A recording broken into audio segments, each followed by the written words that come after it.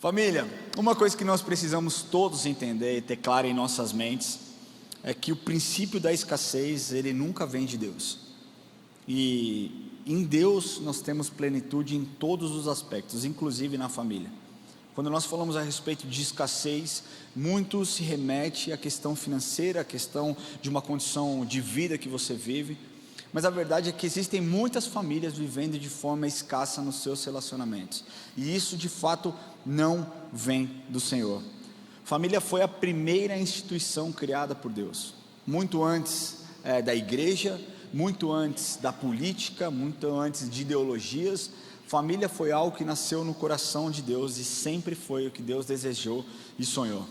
Então, nós lemos lá em Gênesis, você conhece essa história, que Adão tinha plenitude, toda a plenitude no Éden. Ele tinha um ótimo relacionamento com Deus, ele tinha acesso ao plano de Deus, ele era formado, para cuidar de tudo aquilo que Deus tinha criado. E Deus em determinado momento olhou para Adão e disse: não é bom que você viva só, te dar-lhe-ei uma auxiliadora, uma mulher maravilhosa, porque você, Adão, é maravilhoso, eu vou te entregar uma mulher maravilhosa. E assim nasce a família. E Deus manda com que eles fossem fecundos, multiplicassem, e muitas coisas acontecem. E quando então o homem decide desobedecer a Deus, o homem e a mulher decidem desobedecer a Deus por conta de uma insatisfação que gerou uma rebelião, eles se opuseram a uma ordem clara dada por Deus: comam de tudo menos dessa árvore, essa árvore vocês não podem comer. Como uma boa criança que talvez eles fossem, criança no bom sentido, entende o que eu estou te falando? Meu filho, quando eu digo para ele não põe a mão na tomada, a primeira coisa que ele deseja é colocar o dedo na tomada. Eu acredito que o seu filho seja assim também. Deus tinha dado uma ordem clara: comam de tudo menos dessa árvore, porque no dia que comerem certamente morrerão. E eu creio que eles ficaram naquela incógnita: será? Vamos ver. Então Eva a serpente consegue ali sussurrar no ouvido de Eva, aparece para Eva, faz com que Eva peque, também o seu marido peque. E quando houve esse pecado, nós precisamos entender que muitos relacionamentos foram quebrados. O relacionamento entre a criação e o Criador, a relação entre homem e mulher, a relação entre a criatura e a criação, a relação entre Deus e o homem. Muitas relações foram quebradas por conta dessa desobediência. Mas Deus, Ele é tão maravilhoso que traz redenção para nós, porque em um jardim um homem pecou, no Éden, mas também em um jardim, um homem chamado Jesus decide se entregar por nós e curar os nossos pecados, estabelecendo e restabelecendo o plano original do Senhor para as nossas vidas. Eu não acredito, eu já disse mais de uma vez, que eu não acredito que é por acaso que o primeiro milagre que Jesus faz quando o seu ministério é ativado é dentro de um casamento. Eu acredito que aquilo era para afirmar para Satanás e colocar como se fosse uma bandeira, dizendo: não, isso aqui eu criei, isso aqui ninguém toca. E se Satanás tentou tocar um tempo, hoje ele não toca mais, porque família é o plano do Senhor, mas nós vemos a consequência do pecado. Quando Eva e Adão pecam, eles são expulsos do Éden. Consequentemente, o pecado entra no mundo, tudo aquilo que era mal também começa a acontecer, existe morte dentro da sua família. Mas Deus é um Deus de propósito, e Deus sempre disse que seria o nosso provedor, e provedor também dos nossos descendentes. E a queda trouxe também todo tipo de maldição, inclusive para as famílias, mas a provisão do Senhor para as famílias continua. Quando Deus então encontra um homem chamado Abraão, no começo ele é chamado Abrão. E Abraão, então, Deus muda o seu nome para Abraão, pai de multidões. Ele não poderia ter filhos, porque a sua esposa já era avançada em idade, e também você conhece essa história. E Deus um dia se revela para ele e fala: Abraão, você será pai de multidões. E ele fala: Senhor, como isso é possível? Minha esposa já tem idade avançada, eu também já tenho uma idade avançada, isso não pode acontecer, não vai acontecer. Mas quando Deus te promete algo, Ele de fato cumpre. Então Deus trabalha na vida desse homem e lhe promete uma família, e voltaria então a experimentar a abundância que vem do próprio Deus. Restauração e propósito que Deus tinha para Adão foi estendido para Abraão. E esse é o padrão de Deus. Formar uma família, não formar uma família porque Ele quer simplesmente famílias, mas porque Ele quer famílias com propósito. E Ele deseja derramar toda a abundância sobre essas vidas. Então, tendo entendimento a respeito disso, a respeito da importância da família, hoje eu quero abordar com vocês quatro verdades sobre a abundância. A primeira verdade é que Deus prometeu uma abundância espiritual. Deus prometeu uma família alinhada com Ele. Em Gênesis 17, versículo 7 diz: estabelecerei a minha aliança entre mim e ti e a tua descendência no decurso das suas gerações, aliança perpétua para ser o teu Deus e da tua descendência. A primeira coisa que nós precisamos entender é que a primeira abundância vem da aliança com Deus. Ele diz: estabelecerei uma aliança entre mim e ti e a tua descendência. Então o que nós precisamos entender é que a aliança que Deus estabelece comigo, ela não se estende somente ao Ramon, ela também vai se estender ao Enzo, ao John, ao Gael, aos meus netos, aos meus bisnetos e todos aqueles que vêm após mim. O que acontece hoje é que é muito comum nós nos eximirmos das nossas responsabilidades enquanto pais. Existem muitas pessoas que vêm para a igreja, mas não demonstram a importância de vir para a igreja com os seus filhos. Como você quer então que Deus cumpra o propósito na sua vida, se você tem quebrado a aliança que Ele fez com você? A palavra de Deus nos ensina que quando nós buscamos o reino de Deus em primeiro lugar e a sua justiça, Ele acrescenta todas as coisas em nossas vidas, não é verdade? Mas o que acontece hoje é que é muito comum, e um discurso muito comum, de que vamos formar os nossos filhos, vamos gerar e vamos fazer deles bons profissionais. Então nós estamos criando poliglotas, mas pessoas completamente fracas e longe da presença do Senhor. Pais que dizem: esse é o último ano do meu filho na escola, e ele vai entrar na faculdade, eu quero que ele entre na melhor faculdade, então para a igreja, não vai mais para a igreja, porque você precisa se preparar. E aí sabe o que acontece? Ele fica um ano afastado da igreja, quando ele deveria estar sendo alimentado aqui espiritualmente. E quando ele chega lá na faculdade, onde existe cerveja, onde existe prostituição, onde existe droga, onde existe todo tipo de coisa que o mundo abraça, ele não tem raiz para voltar para a casa do Senhor. Por quê? Porque enquanto ele deveria estar sendo alimentado com a palavra, ele estava estudando. Agora pergunta para esses pais se eles podem faltar em atividades físicas ou então atividades extracurriculares. A igreja paga o pato. E eu não estou aqui falando porque eu sinto falta do seu filho, eu nem para os jovens venho, mas a verdade é que se nós queremos uma geração forte, nós temos que começar a forjá-las.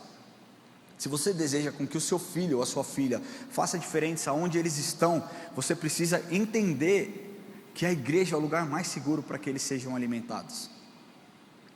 Onde você levaria o seu filho para fazer uma boa refeição? No meio de um safari? Ou então num restaurante seguro? Nós estamos colocando nossos filhos na frente de uma batalha, na frente de uma troca de tiros, sem proteção, sem preparo, sem equipamento. Deus está me levantando aqui hoje, família, para falar para vocês a importância e o papel fundamental que vocês têm na educação e no desenvolvimento do filho de vocês. Um estudo realizado pela Promise Keeper e a Baptist Press diz que se um pai, agora aqui vai para os pais, viu?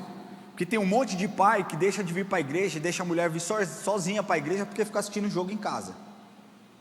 Tem um monte de palmeirense São Paulino que não está aqui hoje porque começa o jogo 8h30. Não é verdade? Se tivesse empate seria maravilhoso. Mas é verdade, gente, vamos falar a verdade? Todo dia quando tem um jogo importante, pessoas não vêm para a igreja, homens, principalmente homens. Você sabia que o culto com menor frequência nos Estados Unidos, no período do ano inteiro, é o Dia dos Pais? No Dia dos Pais é o culto mais vazio das igrejas dos Estados Unidos. Enquanto isso é muito louco, porque quando a gente vê o contraste do culto mais cheio, é o Dia das Mães. Por quê? Porque a mãe gosta de ser celebrada, a mãe entende a importância de estar na igreja, e muitas vezes o pai não está nem aí. Não, é a minha caixa vazia, é a minha hora. Vai nessa. Olha o valor que você está demonstrando para o seu filho. Olha o que essa pesquisa diz: que se um pai não vai para a igreja, mesmo que a mãe vá para a igreja, apenas uma em cada 50 crianças ou adolescentes se tornarão pessoas que frequentam a igreja regularmente. Ou seja, se somente a sua mãe vai para a igreja, se somente você, mãe, vem para a igreja e o seu marido não, é uma em 50 pessoas, uma em 50 crianças, a possibilidade do seu filho frequentar a igreja. Agora, se um pai vai para a igreja, mesmo que a mãe não vá, esse número sobe de 67% a 75% dos frequentadores que vão aos cultos, ou então quando eles forem adultos. Se um pai frequenta uma igreja, mesmo que não regularmente, entre 50% e 66% dessas crianças vão frequentar com alguma regularidade depois de adulto. Se uma mãe não vai à igreja e um pai sim, 67% das crianças, ou então dos filhos, eles acabam frequentando a igreja. Por outro lado, se uma mãe vai para a igreja e o pai não, 67% dos filhos não vão frequentar a igreja quando forem adultos.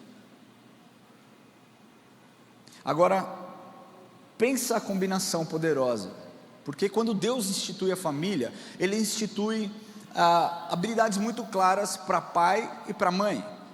Eu percebo pelos meus filhos, quando é cuidado no aspecto de, eu estou com dor, mãe, eu estou com dor, mãe, eu estou triste, mãe, eu sou isso, mãe, eu estou assim, me ajuda nisso aqui, é a mãe, eles não querem saber de mim. A mãe é o acolhimento, a mãe é o amor, a mãe é o abraço, a mãe, sabe, é a segurança no carinho, no afeto. Agora quando eles estão com medo, eles não correm para ele, eles correm para mim. Porque Deus estabeleceu dessa forma, isso é algo tão natural. Se você é pai, se você é mãe, você pode ver isso dentro da sua própria casa. O problema é quando uma mãe tem que fazer o papel da mãe e do pai, porque o pai é um Zé e está ausente.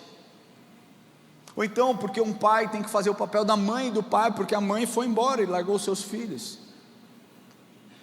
A combinação de uma mãe e um pai dentro de um lar, ela é poderosíssima. Olha o que estudos apontam também nos Estados Unidos. Quando os dois, pai e mãe, frequentam a escola bíblica dominical, 72% das crianças vão frequentar a escola bíblica dominical quando crescerem. Quando apenas o pai frequenta a escola bíblica dominical, 55% das crianças vão frequentar quando forem adultos. E quando somente a mãe frequentam, 15% vão frequentar quando forem adultos. Se nenhum dos dois frequentam, apenas 6% dos seus filhos vão frequentar quando forem adultos. Você entende a gravidade disso? Você entende a importância de nós sabermos a respeito desses números, para que nós possamos olhar de uma forma diferente para os nossos filhos? Deus talvez tenha te trazido aqui nessa noite, para que você reavalie como você tem vivido a sua vida, para que você reavalie como você tem lidado com o bem mais precioso que o Senhor poderia ter te dado, que é os seus filhos. Seus filhos podem ser muito bem desenvolvidos intelectualmente, mas a intelectualidade não garante a salvação. Intelectualidade não garante integridade.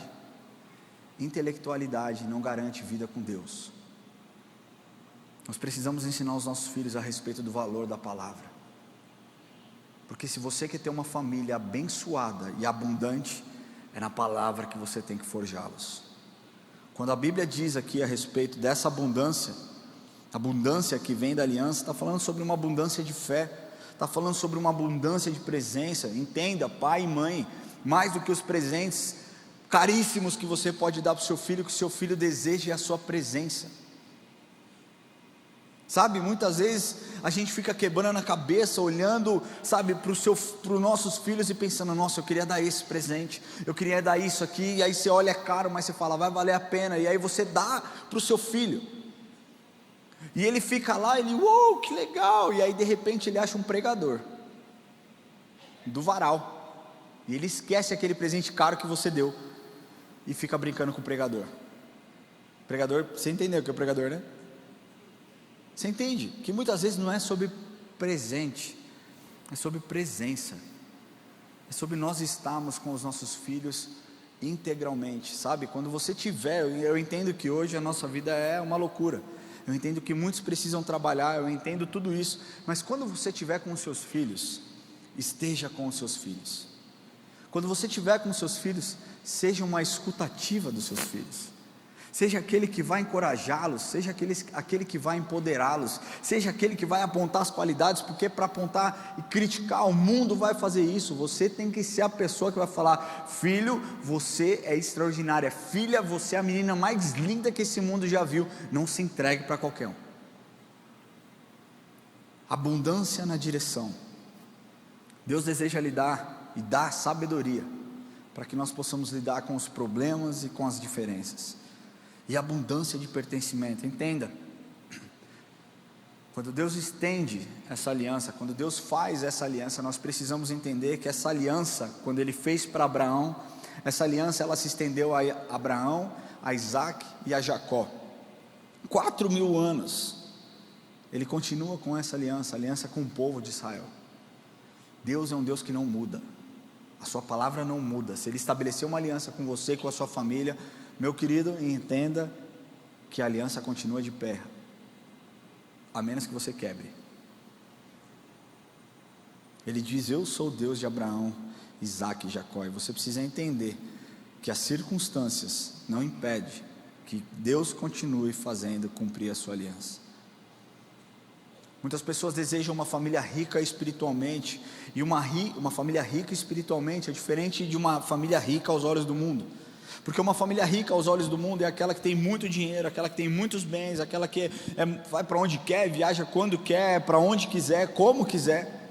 Mas quando nós falamos de uma família rica espiritualmente, é uma família que tem altar, é uma família onde todos adoram a Deus. Eu acho muito lindo quando eu converso com algumas pessoas, e sabe, às vezes a gente olha aqui de cima, a gente não consegue enxergar como é a rotina de cada um de vocês, mas é muito legal quando eu converso com algumas pessoas, elas dizem: cara, na minha casa, a gente ora 3 vezes na semana, a gente espera todos chegarem dos seus trabalhos, para que a gente possa jantar junto e ter um tempo de mesa. Eu acho extraordinário isso. Isso é uma família rica espiritualmente, que valoriza a presença de Deus, que valoriza a presença um dos outros. Uma família rica espiritualmente, uma família que tem oração. Na dificuldade, ao invés de deixar tudo de lado, ao invés de jogar tudo para o alto, elas buscam e adoram ao Senhor. Isso uma família rica espiritualmente faz. Tem valores claros, não negociam seus valores. No mundo hoje onde o jeitinho é válido, famílias ricas espiritualmente não negociam seus valores, não abrem mão daquilo que Deus tem, e tem identidade. Agora, famílias fortes espiritualmente não são famílias perfeitas, mas são famílias sustentadas por Deus, e Deus sustenta o propósito dessas famílias. Quando nós estudamos o livro de Gênesis, nós percebemos que não era somente Deus que tinha aliança com os descendentes de Abraão, com Isaac, com Jacó, com José, mas esses também tinham aliança com Deus. Isaac tinha aliança com Deus, Jacó tinha aliança com Deus, José tinha aliança com Deus. Mais importante, família, que é você criar os seus filhos. E aqui entendo o que eu vou falar, porque todos nós queremos que os nossos filhos sejam homens e mulheres de sucesso. Amém? Ninguém quer filho fracassado aqui, não é verdade? Ou alguém quer? A gente quer que os nossos filhos sejam os melhores que eles possam ser. A gente quer que os nossos filhos tenham acesso às melhores escolas, a gente quer que os nossos filhos tenham acesso aos melhores restaurantes, ao melhor vestuário, sabe, às melhores amizades. A gente quer tudo isso, mas nós precisamos entender que nós não temos o controle de tudo, e que nós precisamos entregar os nossos filhos para o Senhor, para que o Senhor cuide, para que o Senhor sustente, para que o Senhor forje, porque então nós teremos filhos bem-sucedidos. O sucesso de Deus é diferente do sucesso do mundo. O mundo diz que sucesso é quantos seguidores você tem. O mundo diz que sucesso é o valor da sua conta bancária. O mundo diz que sucesso é o tanto de pessoa que você pode influenciar. Pessoas de sucesso perante Jesus, perante Deus, são pessoas que conseguiram chegar ao fim, cumprindo o seu propósito, assim como Paulo disse um dia: combati o bom combate, acabei a carreira e guardei a fé. Paulo foi um homem de sucesso perante Deus, e tantos outros que passaram. Que a gente não se iluda, porque a aliança com Deus é uma aliança perpétua. Uma aliança perpétua não tem prazo de validade, porque Deus é eterno. Deus não volta atrás das suas bênçãos. Ele continua tendo essa aliança com Israel. E a igreja e os descendentes espirituais de Abraão. A aliança de Deus com Israel é tão poderosa, que a gente vê tantas nações se levantando contra Israel, e nenhuma prospera. A gente vê Israel, que é um país de 10 milhões de habitantes. Você tem noção? Quantos habitantes nós temos no estado de São Paulo? Quem pode me dizer aí? 40 milhões, o estado? Não? Alguém tem? Ainda mais? Eu posso falar de corintiano, 35 milhões de corintianos. Quem riu? Se eu não me engano, Sergipe tem 10 milhões de habitantes. Você entende que é uma nação relativamente pequena, onde existem muitos outros maiores. O Irã, se eu não me engano, são 80 milhões de habitantes. E eles não conseguem derrotar Israel. Por quê? Não é sobre, lógico que tem a questão bélica, com certeza tem a questão tecnológica, mas existe uma aliança formada entre Deus e Israel.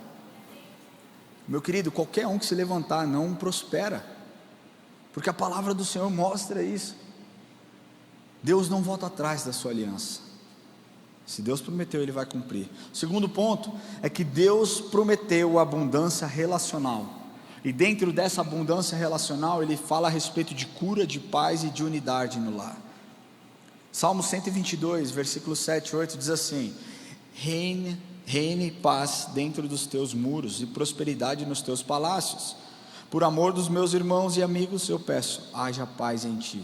Isso aqui é o salmista orando por Jerusalém e sobre a paz em Israel.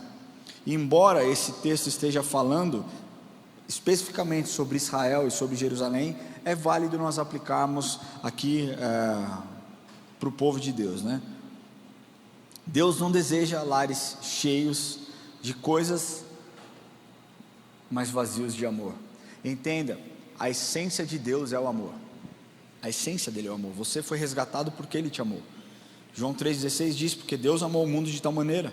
Quando nós lemos em 1 João, a primeira carta de João, capítulo 4, nós lemos por muitas vezes a palavra nos ensinando que Deus é amor, que Deus é amor, e aconteceu isso, porque Deus é amor. Então a essência dele é o amor. Agora, existem casas cheias de coisas, mas vazias do amor, vazias da essência do Senhor.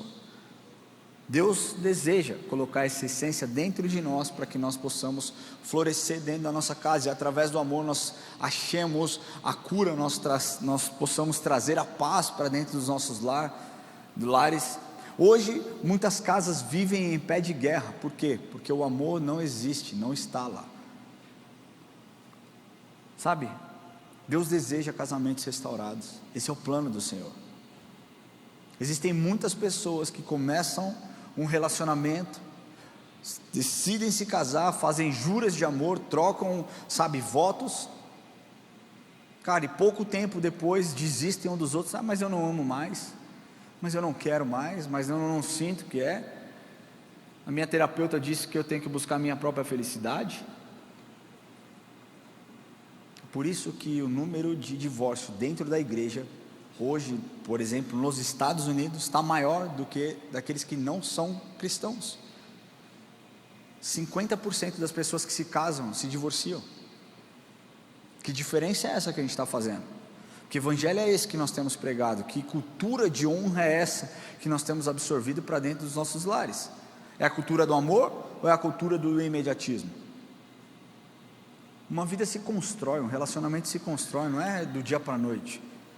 Existem pessoas que eu olho aqui, por exemplo, a Flávio Herman, que eu sei que tem um casamento consolidado, que eu sei que tem filhos maravilhosos e uma família saudável. Você olha essa família, você fala, uau, mas no íntimo, com certeza a Flávia já quis matar o Herman e o Herman a Flávia, porque são pessoas. Quantos anos de casados? 23 anos de casado. Existem outras pessoas que têm 60 anos de casado. Eu estava conversando com a avó da minha esposa outro dia, eu falei, quantas vezes você já pensou em dar uns tapas no seu Aires? Ela, algumas. A vida é feita assim. Eu vou fazer 16 anos de casado. Tem coisas que eu tenho divergências com a Érica ainda hoje, com 16 anos de casado. Por quê? Porque nós somos pessoas diferentes, nós pensamos de forma diferente, nós fomos criados em ambientes diferentes. Mas uma coisa que nós sabemos é que aquilo que nos une é maior do que o que eu sinto ou o que eu penso. Aquilo que nos une se chama Jesus, e é o meu Salvador e o Salvador do meu casamento. Você quer ter um casamento restaurado? Coloque Deus em primeiro lugar, entregue o seu casamento para Jesus, coloque, Jesus como a base fundamental do seu casamento. É natural que haja divergências, mas precisa haver uma escolha em fazer a vontade de Deus, em detrimento de fazer a sua própria vontade. Porque se os casamentos tivessem essa base, nós não teríamos o tanto de divórcio que nós temos. Flávia, 23 anos de casada, você é uma heroína, se nós olharmos as estatísticas, porque a estatística aponta, a média de casamento dura no máximo 13 anos, 13 anos, a igreja precisa quebrar isso, o povo de Deus precisa quebrar isso. Se você está casando do tipo que seja eterno enquanto dure, não case, escolha bem o seu noivo, escolha bem a sua noiva, seja seletivo, teste muito antes, para que você então não se arrependa lá no futuro. Não se entregue para qualquer um.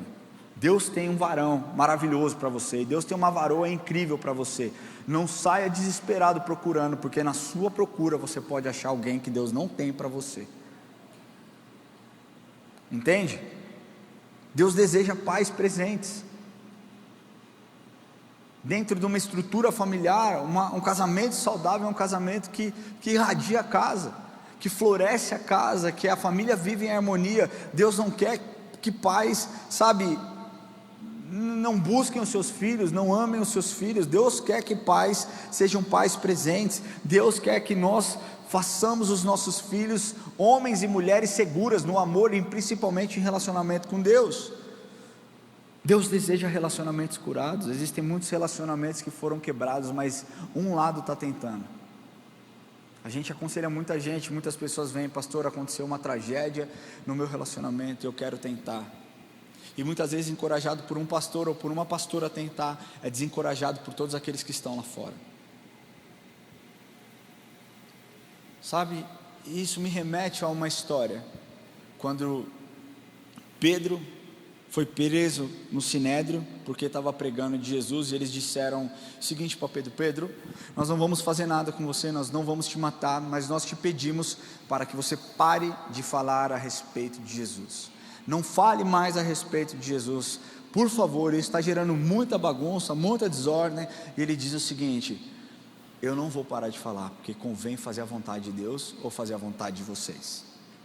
Estou parafraseando, mas é isso que você vai ler lá no livro de Atos. Sabe por que eu não vou parar de falar? Porque o que é melhor, eu obedecer a Deus que me mandou ir por todo mundo e pregar o evangelho a toda a criatura, ou obedecer vocês que estão mandando eu parar de pregar? Dentro de um casamento é isso. Existem muitas pessoas que têm ouvido o pastor dizendo: eu vou te ajudar a lutar. Eu não estou aqui falando a respeito de um casamento abusivo, de uma relação agressiva, não. Se você tem vivido isso, procure ajuda, saia desse lugar que talvez você esteja sofrendo violência. Nós não compactuamos com isso, nós cremos que Deus tem em primeiro lugar a sua proteção física, mas existem coisas pequenas, do tipo: eu não concordei com a atitude dele, então eu vou embora, um beijo, tchau. Pastor, ela não me deixou jogar bola, ela acha que ela é minha mãe, eu vou embora. É sobre isso que eu estou falando. E existe jeito para que o Senhor conserte as relações que foram quebradas. Basta você se abrir para aquilo que Ele pode fazer. Onde Deus opera, onde Deus governa, o perdão flui. Onde Deus governa, o diálogo cresce. Onde Deus governa, a honra é restaurada. A abundância relacional, ela garante paz na sua família. Crie isso e faça isso acontecer dentro da sua casa. Terceiro ponto, diz que Deus prometeu abundância de provisão. Gênesis capítulo 22, versículo 17 e 18 diz assim: que deveras te abençoarei e certamente multiplicarei a tua descendência como as estrelas dos céus e como a areia da praia do mar. A tua descendência possuirá a cidade dos seus inimigos, nela serão benditas todas as nações da terra, porquanto obedeceste a minha voz. Entenda que na antiguidade, uma família só sobreviveria se ela prosperasse e se houvesse provisão. Não existia outro jeito. Se não houvesse provisão, não possuiriam a cidade dos seus inimigos, né? Quem não pudesse então ter um bom exército, não venceria suas guerras contra os seus inimigos, não tomaria os territórios. Era assim que acontecia. Para vocês terem uma noção, quando Abraão foi libertar Ló e sua mulher, ele foi com 318 homens que moravam dentro da sua casa, soldados que ele sustentava. Então, obviamente, para sustentar 318 homens, Abraão tinha um poder financeiro bom, ele tinha a provisão ao seu lado. Eu digo isso porque o fracasso naquele tempo, o fracasso financeiro, ele tinha um impacto direto sobre as famílias e sobre as relações. Por exemplo, quem não conseguisse pagar uma dívida, poderia vender os seus filhos como escravo, ou poderia vender a si mesmo como escravo. Quem aqui não lembra da história da viúva, né, da botija de azeite? Quando o cara vai lá e bate, e ela fala: eu perdi tudo, eu estou quase perdendo os meus filhos, porque eles vão ser vendidos como escravo para pagar uma dívida que o seu marido, que morreu, tinha feito. Então o povo era assim que funcionava. Alguns eram presos, talvez até porque não podiam saldar as suas dívidas. E Deus olha para isso com tanta importância, que estabelece para o povo judeu o jubileu, para restituir tudo que as famílias haviam perdido. E o jubileu, o ano do jubileu, ele restituía as propriedades para as famílias originais, ou seja, você perdeu a sua propriedade por conta de uma dívida, no ano do jubileu ela voltava para você. E também a presença, restituía a presença dos familiares que talvez eram escravos ou estavam como escravos para pagamento de dívida. E Deus faz a promessa para Abraão e revela que o que ele pensa sobre Abraão e sobre os seus filhos e sobre os seus descendentes. Ele não diz que Abraão teria só o básico para que ele pudesse viver e viver bem. Ele diz que teria provisão para se multiplicar. Ele diz que eles teriam provisão para abençoar as outras famílias da terra. Ele diz que eles teriam provisão para que eles vencessem os ataques dos inimigos contra as suas famílias. Ele não fala de um luxo vazio, mas de uma obediência com propósito de crescimento e crescimento. Deus não deseja escassez para a sua vida. Deixa eu falar uma coisa para vocês. Eu sou totalmente avesso à teologia da prosperidade. Talvez você tenha entrado nessa igreja e não é um dizimista, não é um ofertante, porque um dia você foi atingido por essa teologia maldita e maligna, e que fez com que você entendesse tudo errado a respeito do que Deus espera de você. Teologia da prosperidade, ela veio lá na década de 90 para o Brasil, de um ministério chamado Rema, do pastor Kenneth Hagin. Esse cara era um cara seríssimo, estava tudo certo com a teologia dele. A teologia da prosperidade, ela era fundada em 3 pilares: prosperidade financeira, cura e libertação. Essa era a tríade poderosa da teologia da prosperidade, e estava tudo certo. Só que quando trouxeram para o Brasil, conseguiram acabar com ela, porque só focaram na teologia da prosperidade, na bênção financeira, e o discurso é: dê aquilo que você tem, porque Deus é obrigado a te restituir. Quantos de vocês já não foram em alguns lugares e disseram: traga aqui, traga todo o seu dinheiro, porque Deus vai restituir tudo aquilo que você der, Deus vai dar em dobro tudo aquilo que você der. Deus pode dar? Pode, porque Deus é Deus, Ele faz o que Ele quiser, Ele é dono do ouro e da prata. Mas daí eu, Ramon, falar assim para vocês: eu vejo alguém que tem um carro preto e que está dando para a igreja hoje. Cara, isso é de uma manipulação e de um espírito demoníaco de engano terrível. E aí você talvez tenha dado na melhor das intenções, tenha ofertado na melhor das intenções, com o seu coração sincero, mas você deu algo que Deus não te pediu.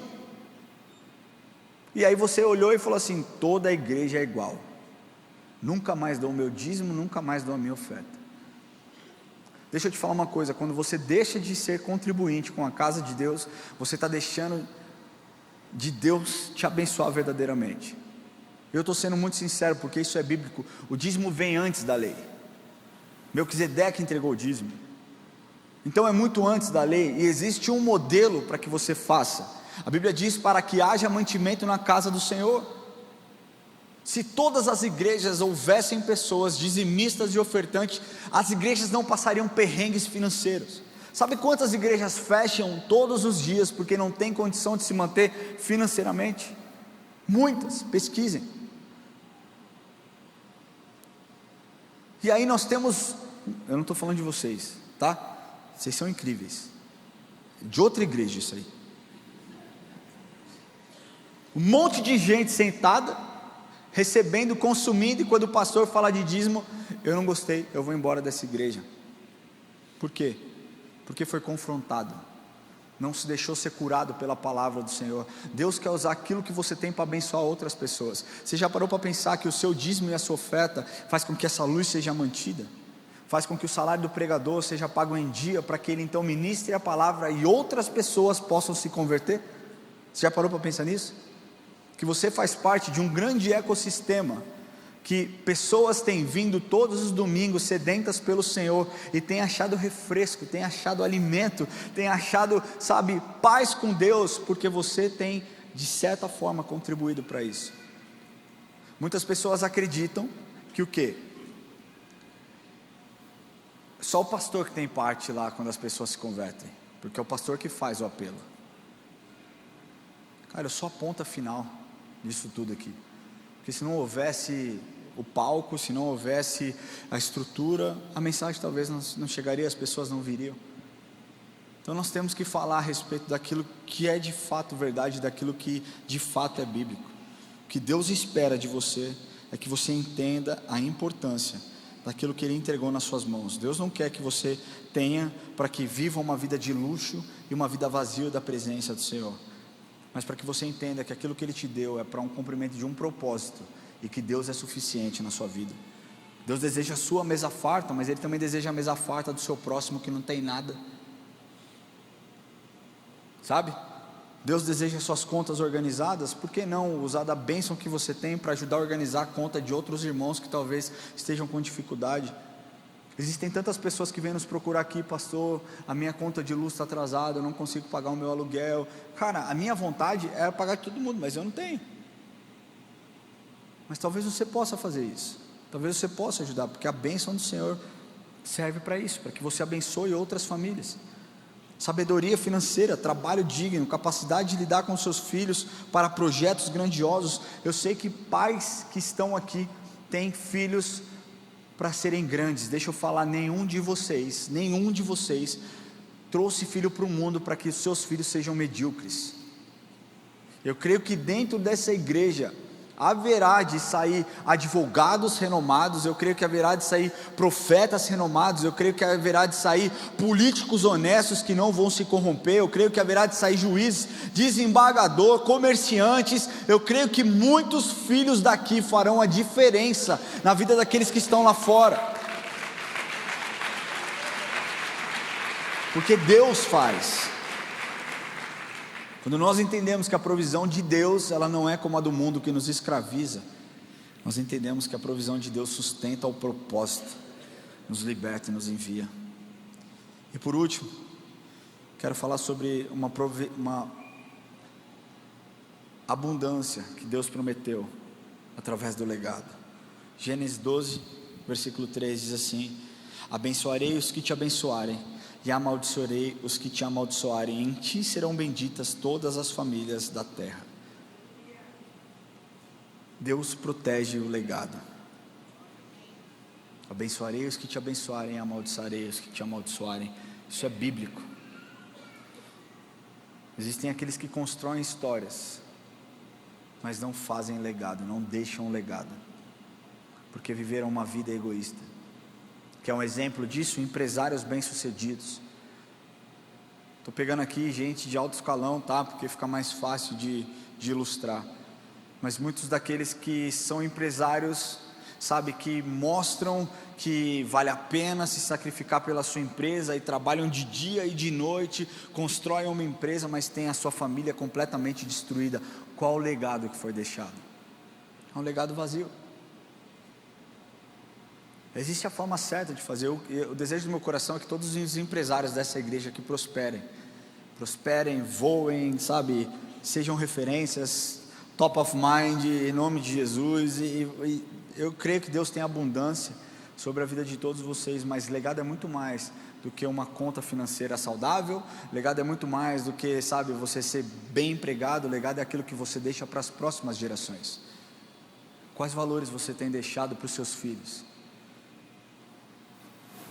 Outro dia eu estava perguntando para o Enzo, e é incrível como às vezes eu sei que eu influencio os meus filhos, eu sei mesmo, e eu fiz uma pergunta para o Enzo que me levou a refletir muito, e talvez para você possa parecer bobo, mas para mim falou muito forte ao meu coração.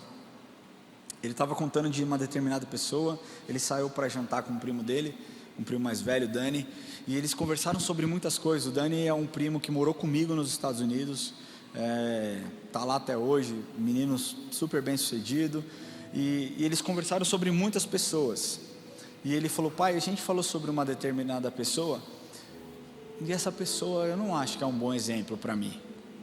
E eu olhei e falei: caramba, Enzo, sua régua está alta. Se essa pessoa não é um bom exemplo para você, quem então é um bom exemplo para você? Aí ele falou: você. E cara, eu falei, me pegou tão desprevenido, porque eu sei que meu filho me ama, eu tenho a convicção disso, eu sei que eu dou bons exemplos para ele. Eu erro, gente, eu passo do ponto muitas vezes, eu brigo quando eu não devo brigar, eu falo não quando eu poderia falar sim. Cara, eu sou um pai que erra, mas eu sei que meu filho me ama, mas eu nunca esperava essa resposta dele. Eu disse: por quê? E ele começou a me falar muito mais a respeito das minhas atitudes dentro da igreja do que para coisas de fora da igreja. Ele falou: primeiro, porque você nunca exigiu de mim que eu fosse aquilo que eu não sou. Aí eu falei: como assim? Ele falou: você nunca falou para mim, você precisa ser exemplo porque você é filho do pastor. Você sempre falou para mim, você precisa ser o melhor que você pode ser, porque Deus te criou para ser assim. E aí ele começou a numerar, e ele começou a falar coisas, cara, que para mim são tão normais. Eu nunca parei para pensar nisso como algo profundo, mas como marcou o coração dele, sabe? Isso é um legado deixado, porque eu sei que essas marcas que eu deixei na vida dele, e eu vou deixar muitas marcas positivas, eu espero do fundo do meu coração que sejam mais positivas do que negativas. Eu sei que ele vai passar para o filho dele, eu sei que isso vai se perpetuar de geração em geração. Um legado que eu recebi do meu pai, por exemplo, é tratar todos por igual. Isso eu recebi do meu pai. Quem caminha comigo sabe que eu sou assim. Eu fui criado em chão de fábrica, eu fui criado sendo um ajudante geral dentro da empresa do meu pai, onde eu carregava alumínio como qualquer outro, onde eu comia marmita como qualquer outro. Com 14 anos, eu lembro eu estudava no módulo, antes de eu ser expulso. Essa é a parte ruim, Renata, eu não me esqueço. Vocês já conhecem a Renata. Mas eu lembro, cara, de levar uma marmita na minha mochila da escola, sabe? E acabava a aula no módulo, eu cruzava, ia até o Mercado da Lapa. No Mercado da Lapa eu pegava uma lotação, e até a deputada Emílio Carlos, onde eu trabalhava. Eu fiz isso durante muito tempo, e foi um legado que meu pai me deixou a respeito de um valor precioso, de tratar todos por igual. E quando meu pai começou a ensinar isso, eu nem sabia que isso era bíblico, mas eu aprendi, e eu converso hoje com qualquer um que vier conversar comigo. Eu trato todos da mesma forma, exatamente da mesma forma. Você pode fazer isso na sua casa, porque estabelecer um legado é muito mais do que construir uma história. É deixar algo que você tem no seu coração frutificar, para que não somente você seja abençoado, mas que os seus filhos, os seus netos e a sua descendência inteira seja impactada. Estabelecerei a minha aliança entre mim e ti e a tua descendência. É o que o Senhor tem falado para você nessa noite. A aliança do Senhor não é somente para você, mas é para todos aqueles que estão caminhando com você.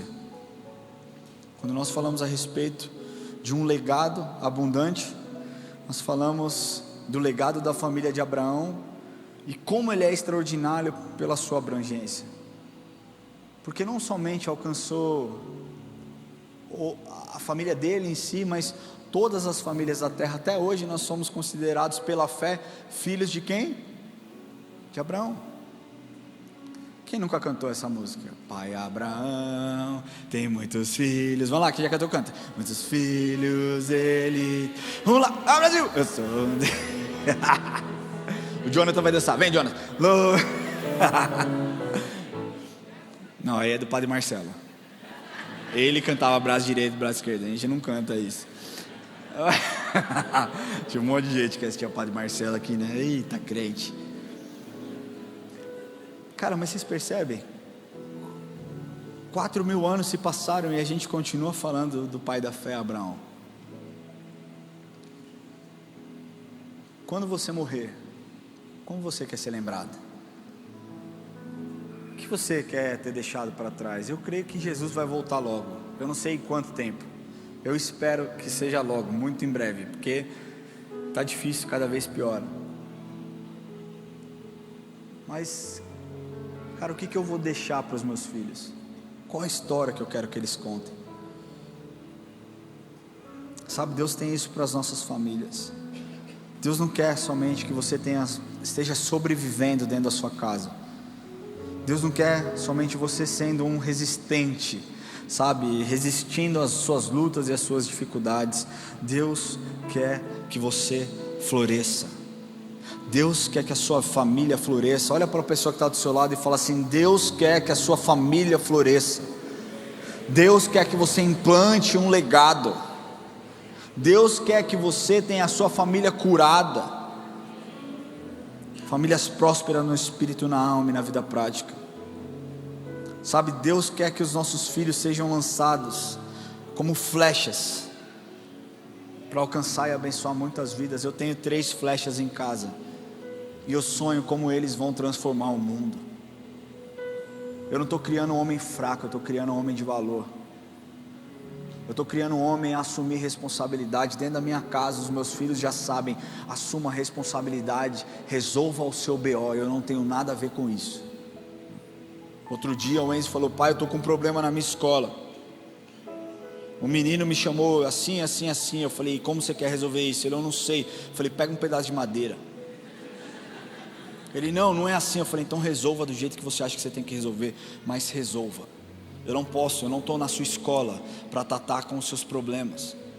Se você tem questões com a sua professora, sente e converse com as suas professoras. Se você tem questão com os seus amigos, sente e converse com os seus amigos. É isso que o homem de verdade faz. Eu não posso te dar dicas sobre você que é mãe de menina, porque eu não tenho meninas. Então não sei quais dicas são necessárias num mundo tão cruel. Mas uma que eu diria para elas é: se guarde. Seja pura, não se corrompa, não se entregue para qualquer um. Deus quer que nossas famílias sejam curadas, para que nós possamos curar aqueles que estão lá fora. Deus pode fazer isso na sua casa.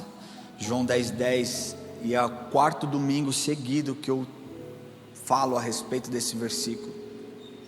João 10:10 diz: porque o ladrão vem senão para roubar, matar e destruir, mas eu vim para que tenham vida e a tenham em abundância. Essa promessa começa no seu coração, ela entra na sua casa, ela alcança os seus filhos e ela se estende por geração em geração, em geração em geração. Eu queria pedir que você feche seus olhos onde você estiver.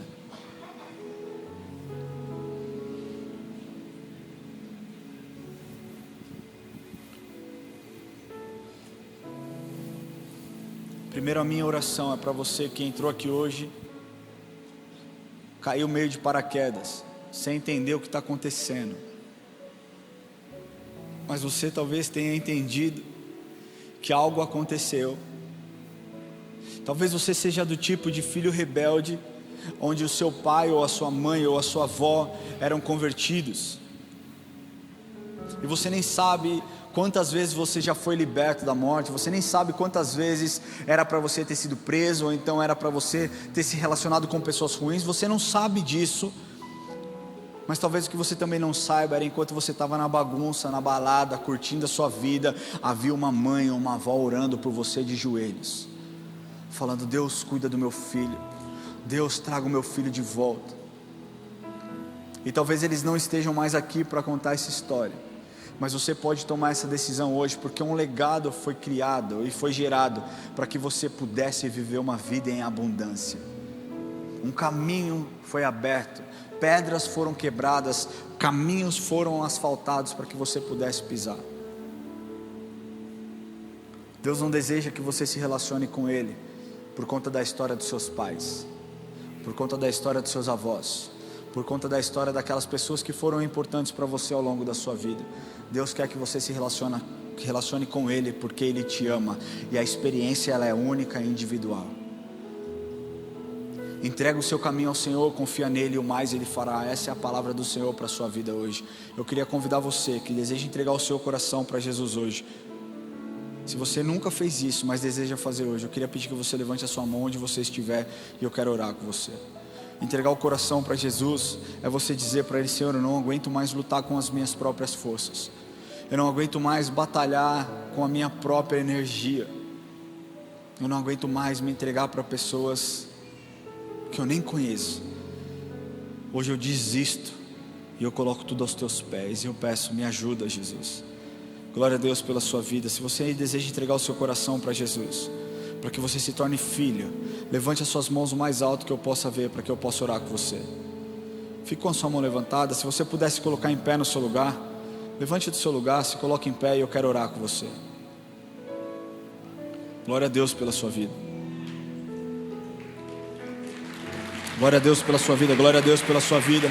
Eu te vejo aí na lateral também. Queria pedir que você que levantou a sua mão, que você saísse do seu lugar e viesse aqui à frente. Eu quero orar com você.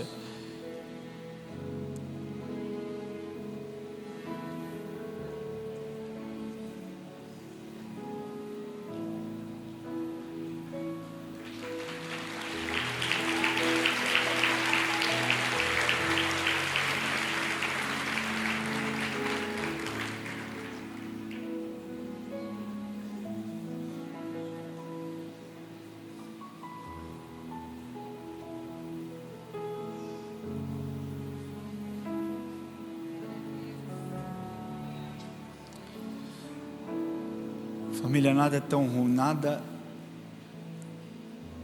não existe nada que seja tão ruim que Deus não possa consertar.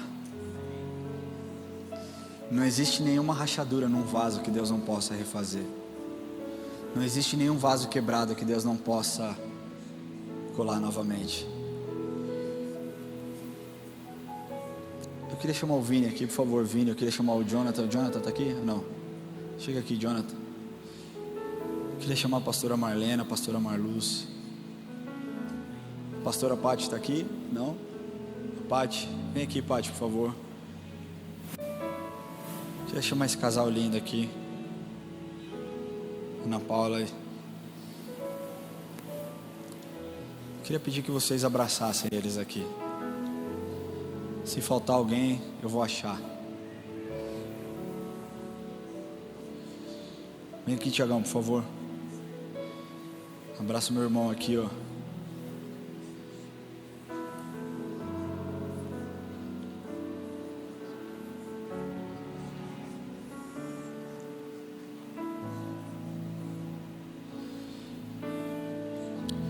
Que através desse abraço vocês possam sentir a presença de Deus. Não existe nada mais importante do que o amor de Deus nas nossas vidas. Não existe nada mais especial do que um dia entregar o coração e confessar que Jesus é o único e suficiente Salvador. Sabe? A gente não entende muitas vezes o aspecto espiritual e onde nós vivemos e onde nós pisamos.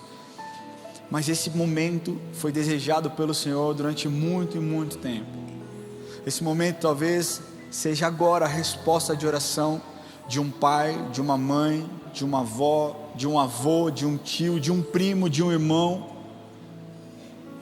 que se dedicaram tanto por orar por vocês, para que vocês não se perdessem, para que vocês não morressem, mas para que vocês pudessem encontrar no Senhor salvação e propósito. Deus tem propósito de vida para cada um de vocês. Vocês existem por uma razão, e eu declaro sobre a vida de vocês que vocês serão efetivos onde vocês estiverem.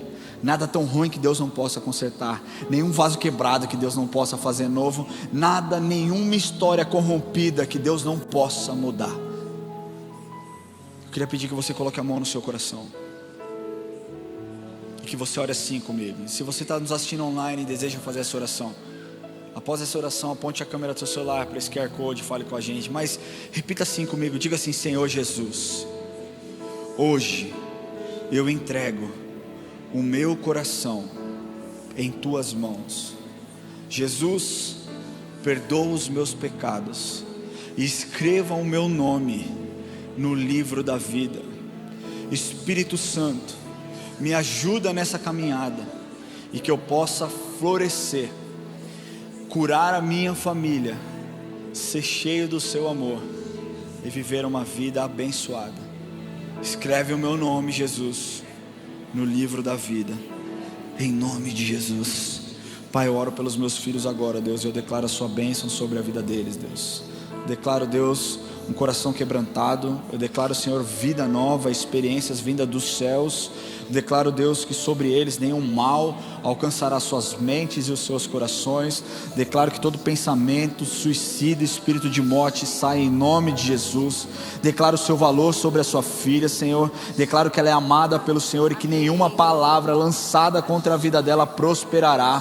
Nenhuma palavra, Senhor, onde aponta suas falhas, onde aponta, Senhor, falta de alguma coisa, falta de paternidade, seja lá o que for, que ela seja cheia e plena da sua presença, Deus. Eu oro pelo teu filho, Deus, que ele saiba que o Senhor o chamou por um propósito, que ele é valoroso, e oro, Deus, para que todos eles possam ter as suas vidas transformadas, Senhor. Eu oro, Deus, para que o Senhor o encha de autoridade, Deus, que ele seja um testemunho onde ele pisar, onde ele colocar a planta dos seus pés, que esse lugar, Senhor, floresça e frutifique, que onde existe morte, que o Senhor o encha, Senhor. Deus, onde existe o caos, que o Senhor traga paz sobre os seus relacionamentos, sobre a sua mente, sobre o seu coração, e eu declaro uma nova história e um legado sendo construído a partir da data de hoje. Em nome de Jesus nós oramos e te agradecemos, amém e amém. Glória a Deus. Eu queria pedir para vocês acompanharem a equipe de consolidação para cá. Nós queremos orar por vocês de forma individual. Nós não vamos pedir nada, simplesmente orar com vocês. Se vocês puderem seguir para lá, eu continuo orando com a igreja. Queria pedir que a igreja ficasse em pé nesse momento.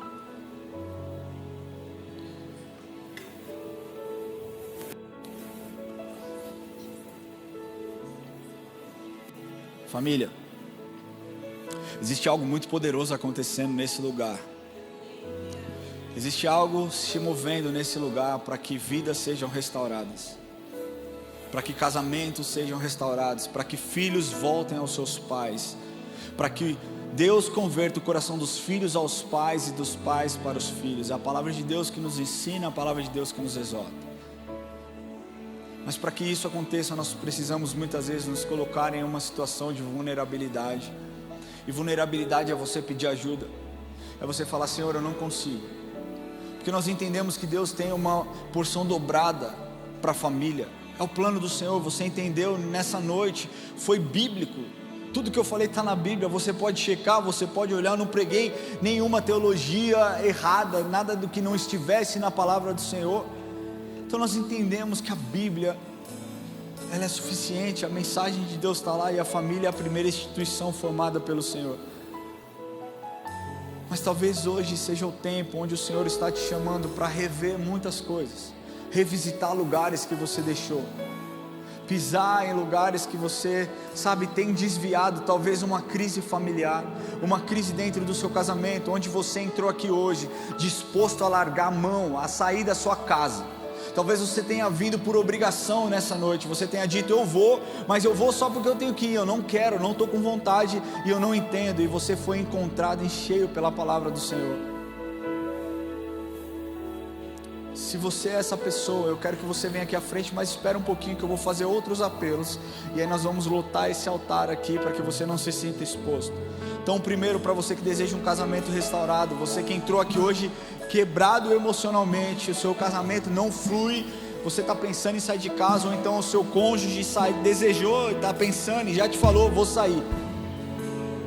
Talvez você tenha desistido dos seus filhos, você não aguenta mais lidar com com a rebeldia deles, você não aguenta mais lidar, sabe, com a boca suja, com as companhias que eles têm. Deus está falando: eu não desisti de você, tampouco você pode desistir do seu filho.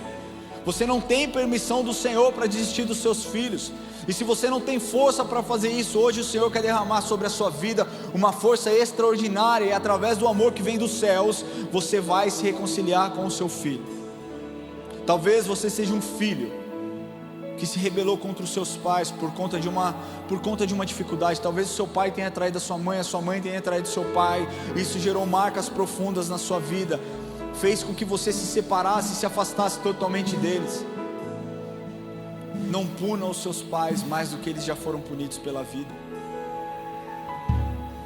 Uma coisa que eu aprendi é que honra não tem prazo de validade. Nós não fomos chamados para desonrar os nossos pais. A palavra de Deus nos ensina: honra o teu pai e tua mãe, para que se prolongue seus dias de vida na terra. Não estou falando aqui para você passar a mão na cabeça dos seus pais pelos erros, mas existe uma forma certa de você conversar e exortá-los em amor. Então, se você está com um problema no seu casamento e deseja restauração, se você tem relações rompidas com seus pais ou com seus filhos, também eu quero que você venha. E se você entende que família é importante e tem sido atacado nessa área, eu quero pedir que todos vocês que sentiram um toque do Senhor saiam do seu lugar e venham aqui à frente. Pela manhã o Boa Martini está compartilhando essa palavra, muitos pais vindo à frente, e no meu espírito veio uma inquietação de que o inimigo ele tem entrado na igreja e roubado o legado da fé no Senhor Jesus nas casas. Mas de manhã eu estava vendo esses pais orando, no meu espírito eu falei: Senhor, chega disso. Chega de nós vermos pais clamando para que os filhos voltem para Jesus. Chega de nós vermos pais abordando o pastor de jovem falando: meu filho não quer ir na igreja. Eu creio que o Senhor tem para nós um tempo onde os filhos trarão os pais para a igreja, onde os filhos trarão fogo do Senhor para suas casas. Mas eu creio que isso não é de maneira leviana, de maneira orgânica. Nós como igreja precisamos nos colocar na brecha por esses filhos, amém? Como pastor de jovens, agora eu quero pedir a sua ajuda para que nós oremos por isso. Em Gênesis 22, Abraão está levando Isaac para ser sacrificado, e ele fala assim para Abraão, ele fala: pai, eu vejo fogo, eu vejo a lenha, mas onde está o cordeiro? Isaac percebeu que alguma coisa de errado estava acontecendo ali, e na sequência diz que Abraão amarra Isaac. Aquele jovem não assistiu um sacrifício do pai, ele também entregou a parte dele naquele altar, ele também sacrificou a própria vida ao Senhor naquele altar. E eu creio que ali mostra que o Senhor tem sim uma aliança com os nossos filhos. Se o seu filho é jovem, se o seu filho é criança ainda, se coloque nesse momento na brecha em oração, para que o Senhor possa não só continuar aquilo que Ele fez na sua vida, mas que a unção, que a graça, que o testemunho aumentem em nome de Jesus, amém? Será que nós podemos orar por isso? Levante sua mão, levante sua voz, comece agora a clamar pela juventude dentro da igreja. Comece a clamar para que a porção que o Senhor tem derramado nos pais seja multiplicada nos filhos, que a graça, que a prosperidade em todos os aspectos. Senhor, nós agora como igreja clamamos, Pai. Nós clamamos crendo que quem pede recebe, quem busca encontra, quem bate abrir-se-lhe-á, pedindo pela vida dos jovens dessa geração, Senhor Deus. Nós dizemos agora como igreja: chega, Senhor Deus, que o fogo não se apague nas casas, que o fogo aumente, que os jovens sejam como lenha, como capim seco, aonde há um fogo no coração do Pai. Que o jovem aumente isso, Senhor Deus. Nós pedimos agora por uma graça, Pai, para que nós possamos alcançar os jovens que estão perdidos, que estão desviados. Pai, que os filhos pródigos voltem à casa do Pai em nome de Jesus. Espírito de Deus, só o Senhor faz essa obra, só o Senhor resgata, só o Senhor convence. Nós clamamos agora: vai ao encontro desse jovem que está agora numa balada, numa festa, que está agora fugindo do Senhor. Nós pedimos para que o Senhor cative os corações em nome de Jesus. Nós não aceitamos que os jovens sejam roubados de dentro da igreja, Pai. Eu oro agora para que os pais tenham a ousadia de saquear o inferno pela sua família em nome de Jesus. Derrama agora, Senhor Deus, a unção que quebra o jugo. Vocês estão livres em nome de Jesus para continuar e aumentar a obra do Senhor na sua família, em nome de Jesus. Glória a Deus. Quantas pessoas casadas nós temos aqui? Levante bem a sua mão, levanta bem alto.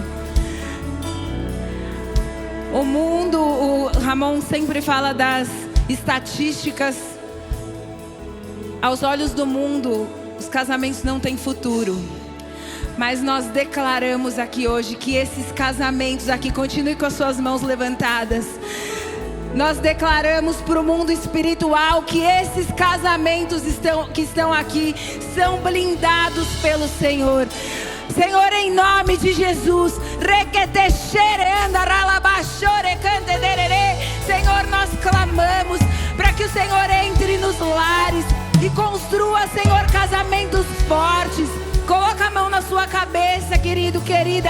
Senhor, em nome de Jesus, não permita que os valores do mundo penetrem na nossa mente, Senhor. Falando, Senhor, ditando, Senhor, como devemos agir, ditando que nós temos que buscar a nossa própria felicidade ao invés de buscar a permanência no nosso casamento. Senhor, em nome de Jesus, purifica as nossas mentes, Senhor. Nós entregamos aqui aquilo que pensamos e pedimos que o Teu Espírito venha filtrar os pensamentos que estão acabando com o nosso casamento. Senhor, em nome de Jesus, eu abro mão, repete comigo, eu abro mão agora de todo pensamento contrário à Tua palavra, Senhor.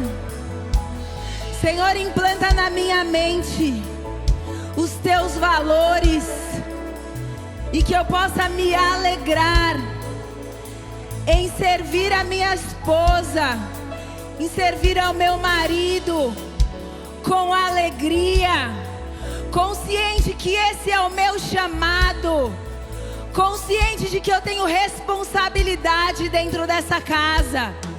Em nome de Jesus, tira da minha mente todo pensamento repetitivo contra o meu cônjuge. Coloca a mão nos seus olhos. Senhor, me ajuda hoje a enxergar o meu cônjuge como o Senhor enxerga. Tira do meu olhar o olhar crítico e me dê um olhar de amor. Coloca a mão na sua boca, Senhor. Filtra os meus lábios em nome de Jesus. Que da minha boca saiam palavras de bênção e não de maldição. Que eu declare o meu amor dentro da minha casa e não reclamações. Que eu declare bênçãos na minha casa e não derrota.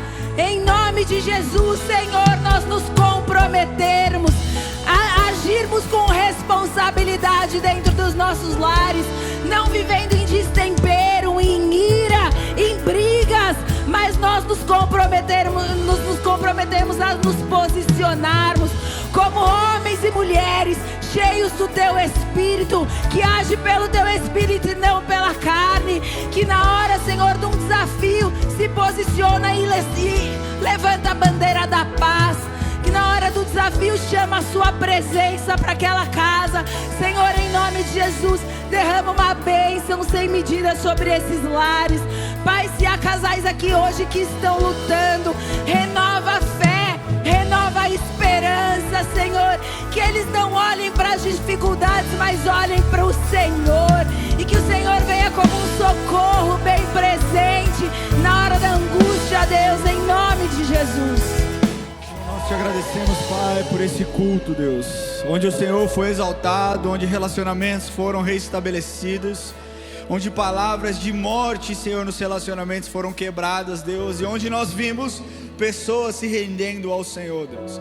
Obrigado, Senhor, porque nós vimos legados sendo construídos, Deus, a partir deste dia, Senhor. E pedimos, Deus, que o Senhor guarde os nossos corações, guarde a nossa mente. Senhor, não nos deixe, Senhor, cair nas tentações que o mundo nos impõe, mas livra-nos, Pai, de todo o mal, Senhor. Deus, que o Senhor abra os nossos olhos para que nós possamos enxergar, Senhor, aquilo que o Senhor tem para nós, Deus. Eu oro, Deus, para que nós possamos valorizar a nossa família, Senhor. Que nós tenhamos essa porção dobrada sobre a nossa família, Senhor, em todos os aspectos. Deus, mude o nosso coração, Deus, para que nós possamos olhar e apreciar com os olhos da fé aquilo que o Senhor já fez por nós. Te agradecemos, Deus, por esse culto e oramos, Deus, que a graça do Senhor Jesus e o amor de Deus o Pai e as eternas consolações do Teu Espírito Santo estejam com todo o Teu povo hoje e sempre. Amém e amém. Que Deus te abençoe, que você tenha uma semana de vitória em nome de Jesus.